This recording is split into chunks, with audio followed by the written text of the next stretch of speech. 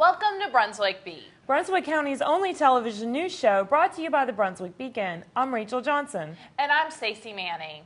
The Brunswick County Sheriff's Office needs your help tonight finding a missing juvenile. Carla Ibarra, 15, of Leland, has been missing since Sunday, September 16th. She is described as a Hispanic female who's 5 feet 4 inches tall and weighs about 238 pounds. She has black hair and brown eyes and wears black frame eyeglasses. Carla was last seen at 6:30 p.m. on September 16th at a laundromat in Leland. She was last seen wearing gray stretch pants, tennis shoes, and a black V-neck shirt. Anyone with information should contact Detective Tate Bond at 880-4945 or Detective Ryan Newman at 880-4866. A South Carolina man has been charged with the murder of a former Brunswick County doctor. Dr. Francesca Brown, a 39-year-old pediatrician from Myrtle Beach, was found dead in a wooded area near a Kansas City hotel on September 12th. She had last been seen September 3rd while she was in Kansas for a medical conference. John Hodges, 44, of Ladson, South Carolina, has been charged with first-degree murder, credit card fraud, and identity theft. His bond has been set at $25 million. Kansas authorities described Hodges as Brown's on-again, off-again boyfriend and believe she invited him to visit her while she was in Kansas. Brown was previously affiliated with Brunswick Novant Medical Center and prior to that worked as a staff pediatrician at the Brunswick County Health Department. Fred Michael, Deputy Director of the Brunswick County Health Department, said Brown was professional and well thought of. He said news of her death has been a complete shock for everyone. 2 Brunswick County burglars are behind bars 1 day after going on a breaking and entering spree that led to 21 charges. Sheriff's detectives arrested Timothy Inman, 20, of Ocean Isle Beach, and Amy Horn, 34, of Supply. They were involved in a rash of car break-ins on September 18th. At press time Tuesday, Inman and Horn were in custody at the Brunswick County Detention Center in Bolivia. Inman was placed under a $100,000 secure bond, and Horn was placed under a $50,000 secure bond. Both have been in trouble with the law before. The Chalette Fire Rescue Department and Brunswick Community College Fire Rescue Training Division had a live fire training exercise on Saturday. 44 firefighters from Brunswick and New Hanover counties participated. Instructors led teams in training as fires were set and extinguished systematically throughout the home. The entire structure was burned to the ground at the conclusion of the training exercise. The home at 130 Cheers Street was formerly used as the South End Task Force office. It was donated by the town for the training exercise and was taken to the ground shortly after 5 p.m. on Saturday, filling the skies of Chalette with thick, dark smoke. Ocean Isle Beach officials are seeking input for the town's proposed terminal growing project. As part of the Army Corps of Engineers Environmental Impact Study, the Corps will conduct a public information meeting. The goal is for the Corps to explain the process of an environmental impact study and to get public input. Attendees will have the opportunity to speak with a Corps engineer and ask questions. The meeting will be at 6 p.m. Wednesday, October 3rd at Ocean Isle Beach Town Hall. Brunswick County Schools officials are talking about a future vocational school. The school board and administrative staff, guided by a consulting team, have launched an initial phase to take a closer look at future goals for the district. Board Chairwoman Shirley Babson said she's interested in what schools will teach and what businesses will need. Steve Miley, Director of Operations, said they also need to plan ahead for curriculum and how to facilitate that. Citing the state's current unemployment rate, Miley said the goal is to make citizens more employable and give a leg up to students who are graduating from high school. It's time to showcase your talents and your favorite scenes from life in Brunswick County. The Beacon's annual photo contest has launched and is now accepting entries. There are cash prizes up for grabs as well as a chance to have your photos featured in the Beacon's 2013 calendar. An entry form can be found inside this week's Beacon. This Friday, Southern Brunswick County has the opportunity to support America's heroes. The Warrior Ride will cruise through Chalette, Ocean Isle Beach, Sunset Beach, and Calabash. The ride begins at 11 a.m. at Riverside Park in Chalette and is set to conclude at the Calabash VFW at 4 p.m. The community is encouraged to step out on the street and wave a flag and cheer for the nearly 30 wounded veterans who will be cycling through the area. Pick up this week's Beacon for a flag to display in your business or home or to wave as riders pass through town. Sunset Beach Town Councilwoman Karen Joseph said progress is being made with work at the unfinished Jaguars Lair development. Property owner Cass Casala, however, complains about work isn't being done fast enough. He accuses the town council of spinning stories about it. Last week, Joseph responded via email on behalf of the town board about an email recently sent to owners of 119 lots in Jaguars Lair. Casala accused town officials of withholding information from residents. Joseph responded that nothing is being hidden from anyone and negotiations are moving forward. Town Council voted at its last monthly meeting, September 10th, not to open ongoing meetings with coastal companies to the public or the press. Similar meetings in nearby towns between town officials and coastal representatives about unfinished development work are open to the public. Casala said he plans to read his email at Council's next monthly meeting on October 1st. A rescued dog is doing well and gaining weight after being found abandoned and starving in Winnebago. Jenny Withers, founder of Possibility, has been caring for the Pekingese since July. The female dog was found in an area where there are puppy mills. Withers named the dog Angel. Since coming under foster and veterinary care, Angel has gained more than a pound.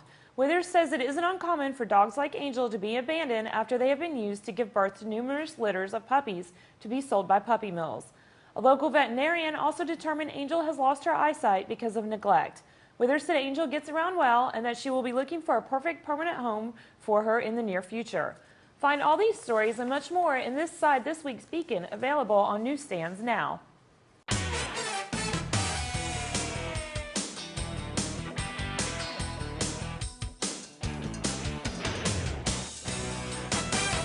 Welcome to the Beacon Sports Report. The West Brunswick varsity football team did not complete a pass or record an interception in last week's 28-3 victory over South Brunswick. However, a scoring strike through the air and a pair of interception returns for touchdowns propelled the Trojans to a 49-26 win over North Brunswick on September 21st and West's second tilt against the county rival in as many weeks. One of the key plays of the game was a touchdown on a halfback option pass thrown by Markel Jones to Gary Darling. Darling also returned an interception for a touchdown. West won the fourth straight meeting between the two schools as the Scorpions last secured a victory in 2008. The Trojans seek to remain unbeaten in league play as they travel on Friday to Elizabethtown for a clash with East Bladen. Kickoff is set for 7:30 p.m. There is now one volleyball team in the 3A-2A conference with an undefeated record in league play. Down 2-1, South Brunswick rallied in the fourth game for a victory and went on to beat West Brunswick in the decisive fifth game last week at West Brunswick, claiming the title. The loss was the first for the Lady Trojans in conference play. In West Brunswick high school soccer action, freshmen John McNeil and senior Scotty Melvin each scored 2 goals as the Trojans improved to 5-0 in the conference by beating South Columbus 7-1 on Monday. The Trojans beat East Bladen on September 19th in a 5-0 victory, and on September 17th, the team beat West Bladen 9-0. Members of the South Atlantic Fishery Management Council awarded its Law Enforcement Officer of the Year award to Jonathan Hall, a Marine Patrol Officer with the North Carolina Department of Environment and Natural Resources Marine Fisheries Division. The award, acknowledging service above and beyond duty requirements, recognizes distinctive service, professionalism, and dedication to enforcing fisheries regulations in the South Atlantic region. Hall covers the lower Cape Fear River and surrounding offshore waters. Most recently, Hall's collaborative efforts resulted in the development of several significant cases working jointly with the South Carolina Department of Natural Resources. The joint cases revealed a North Carolina licensed seafood dealer was underreporting commercial catches, and some dealers were selling seafood without the proper licensing. Read all these stories and see more great photos in this week's sports section of The Beacon.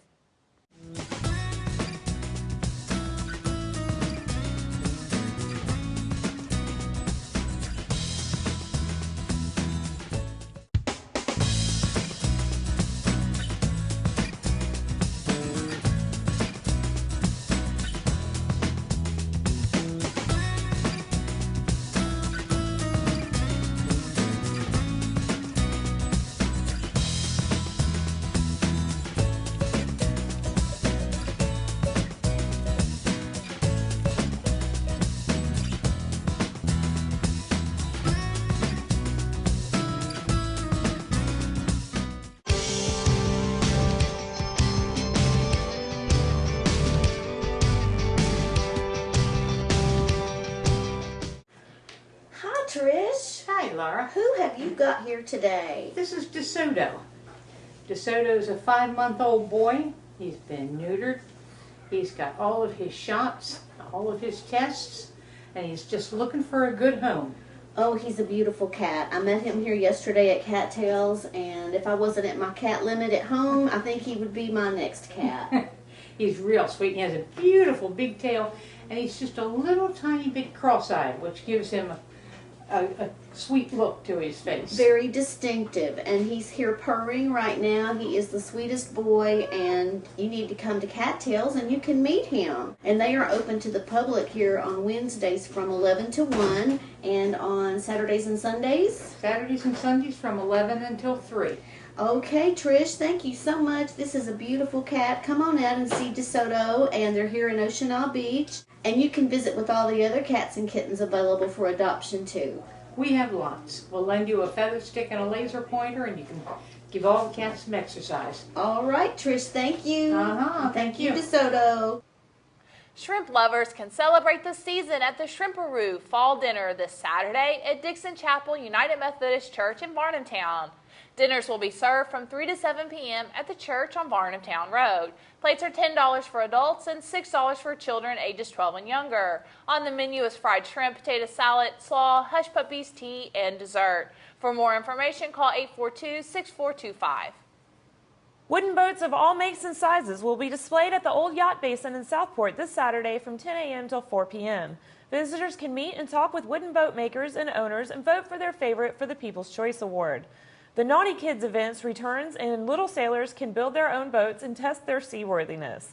There will also be face painting and more for children. Adults can enjoy the boats as well as a seafood chowder cook-off, arts and crafts, and nautical and maritime demonstrations, including a boat building demonstration. Admission is free. Oregon-based Christian rock band Cutlass and 4 other groups are coming to Charlotte on Friday. The concert begins at 7:30 p.m. at Highest Praise Worship Center on Redbug Road. Other groups are Fireflight, Brett Walker Band, Highland, and Simply JK from Brunswick County. Tickets are $35 for VIP, $20 for general admission, and $15 for groups of 15 or more. Tickets are available at New Life Christian Books and Gifts on Main Street in Charlotte, Highest Praise Worship Center, the Salt Shaker Bookstore and Cafe in Wilmington, online at itickets.com, or by calling 800-965-9324. This Saturday from 10 a.m. until 2 p.m., the Ocean Isle Beach Police Department and Drug Enforcement Administration will host a prescription pill drug drop-off at the Lowe's Food in Ocean Isle Beach. There are no questions as to where the pills came from. Simply dispose of them and prevent them from being abused. The service is free and anonymous. Police say you won't even have to get out of your car to participate. That's all the time we have for tonight, but you can read all these stories and much more in this week's Beacon. If you have comments or suggestions for us at Brunswick Beat, you can email us at brunswickbeat@brunswickbeacon.com. Don't forget to follow the Beacon on Facebook and Twitter. Just search for Brunswick Beacon. Thank you for joining us, and don't forget to tune in next week for a brand new edition of Brunswick Beat, Brunswick County's only television news show. Also, don't miss the latest issue of Real Women magazine, which is included inside this week's Beacon. We close out this week's show with images from the Real Women magazine.